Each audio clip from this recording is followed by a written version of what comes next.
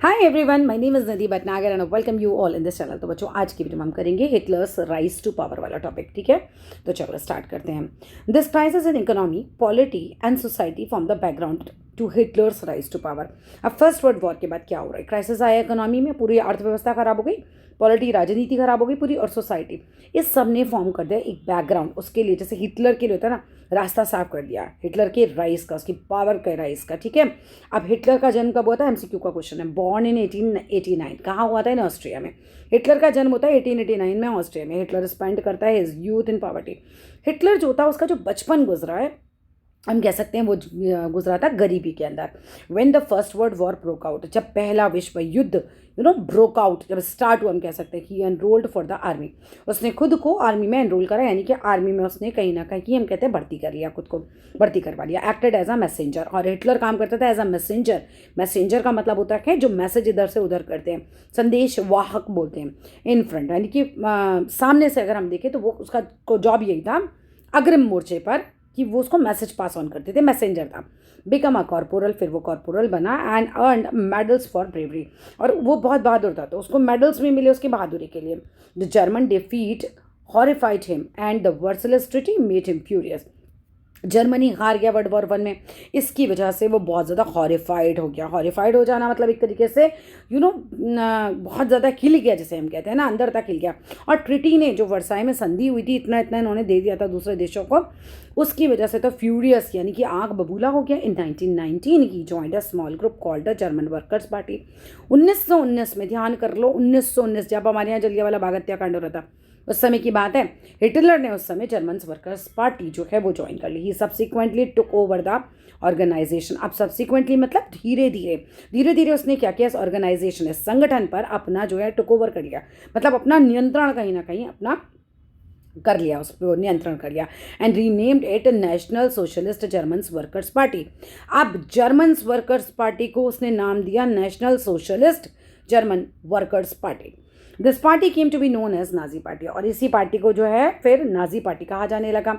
इन 1923, अब 1923 की बात है, 1923 में Hitler plan to seize control of Bavaria. अब 1923 में हिटलर ने बावेरिया पर कब्जा करने के लिए और क्या किया? बर्लिन पर चढ़ाई कर दी। March to Berlin and capture power. Berlin पर चढ़ाई करने और सत्ता पर कब्जा करने की योजना बनाई।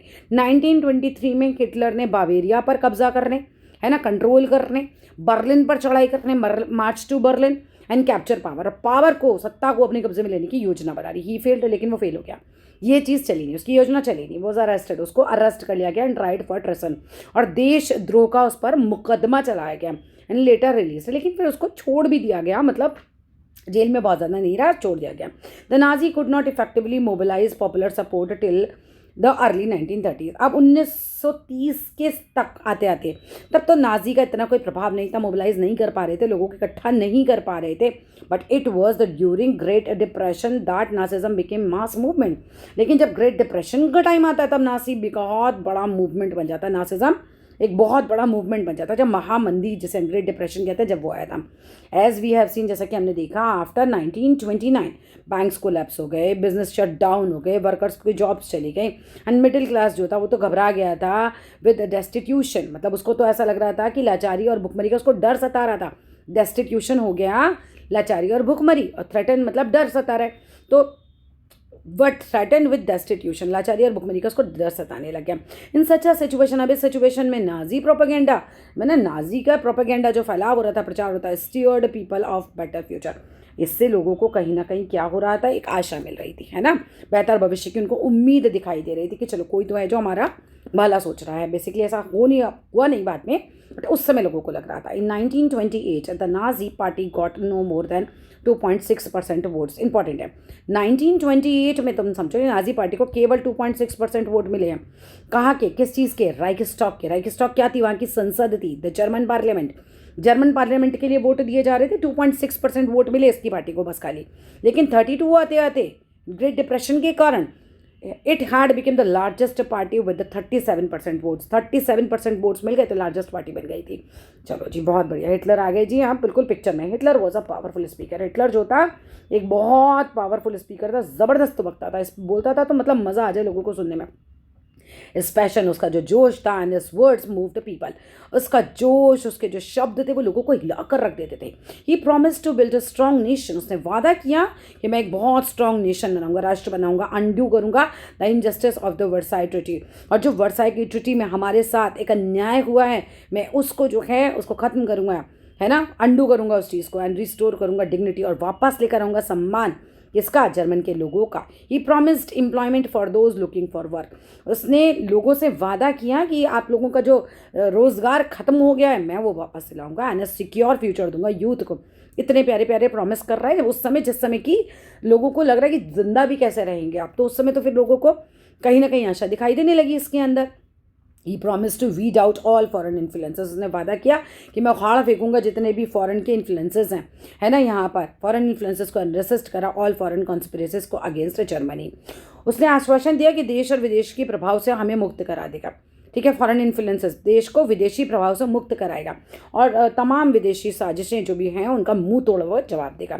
Hitler devise new style of politics, Hitler ने एक तरीके से एक नई राजनीतिक शैली की रचना करी, एक नए तरीके की पॉलिटिक्स बनाई। He understood the significance of rituals, वो समझ गया आडंबर करना पड़ेगा, रिचुअल्स करने पड़ेंगे, and spectacle in mass mobilisation, प्रदर्शन करना पड़ेगा, उसकी अहमियत वो समझ गया। आडंबर और प्रदर्शन, रिचुअल्स और स्पेक्टिकल, रिचुअल मीन्स आडंबर, स्पेक्टिकल का मतलब होता है प्रदर्शन, आडंबर और प्रदर्शन की अहमियत वो समझता था। नासीज हेल्ड मैसिव रैलीज, अब नासीज लोग जो थे वो बड़ी बड़ी रैली निकालने लग गए, मतलब एक साथ बहुत सारी रैली में क्या होता है, बहुत सारे लोग इकट्ठे निकलते हैं, रैलीज निकालने लग गए, एंड पब्लिक मीटिंग्स करने लग गए to demonstrate the support of Hitler, Hitler के सपोर्ट में, है ना, इतनी बड़ी बड़ी रैली निकल रही हैं, पब्लिक मीटिंग्स हो रही हैं, and instil a sense of unity among the people, और इससे लोगों के बीच अंदर क्या है, एक सेंस ऑफ यूनिटी जो है वो भरने लग गए। द रेड बैनर्स, लाल रंग के जो बैनर होते थे वो छपने लग गए, लाल रंग के बैनर जो हैं वो छपने लगे, उन पर झंडे जैसे हम कह सकते हैं, बैनर्स मीन्स झंडे यहाँ पर, विद द स्वास्तिक, उस पर स्वास्तिक का निशान था, नाजी सल्यूट, नाजी सल्यूट बहुत अलग था, and the ritualised rounds of applause, एक बिल्कुल अलग तरीके से तालियों की जो गड़गड़ाहट थी after the speeches were all part of spectacle of power, ये सब उसकी शक्ति का प्रदर्शन थी।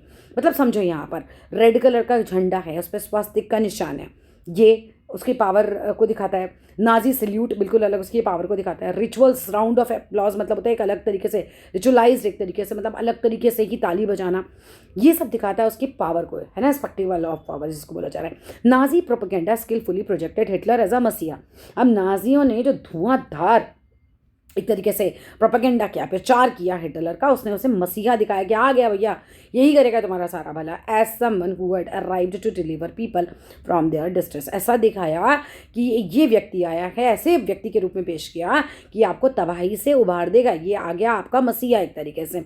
It is an image that captured the imagination of people whose sense of dignity and pride had been shattered, अब and who were living in a time of acute economic and political crisis. बात का समझ लो, देखो उस समय क्या हो रहा है, तबाही से उबारने के लिए इसने अवतार लिया, ऐसा उसको दिखाया जाता है। कैसे समाज को ऐसी छवि बेहद आकर्षक लग रही थी, मतलब जो समाज पूरी तरीके से ध्वस्त हो चुका था, उसको इसमें एक ऐसी इमेजिनेशन ऑफ पीपल, मतलब लोगों की कल्पनाओं में ये ऐसा बंदा मिल गया इन लोगों को, उस sense of dignity and pride has been shattered. अच्छा, उन लोगों का जिनकी सेंस ऑफ डिग्निटी प्राइड जो है खत्म हो चुका था, है ना, अब इनको तो इतना इनका प्रतिष्ठा, इनका गर्व सब कुछ चकनाचूर हो चुका था, तो यहाँ लगा ये निकाल देगा, ठीक है। और एक भीषण आर्थिक और राजनीतिक संगठन से, मतलब संकट से लोग गुजर रहे थे, उस समय ये व्यक्ति आता है और लोगों को ऐसा लगता है कि बस आ गया, यही देवता है हमारा। चलो अगले उसमें पढ़ेंगे द डिस्ट्रक्शन ऑफ डेमोक्रेसी को। Thank you.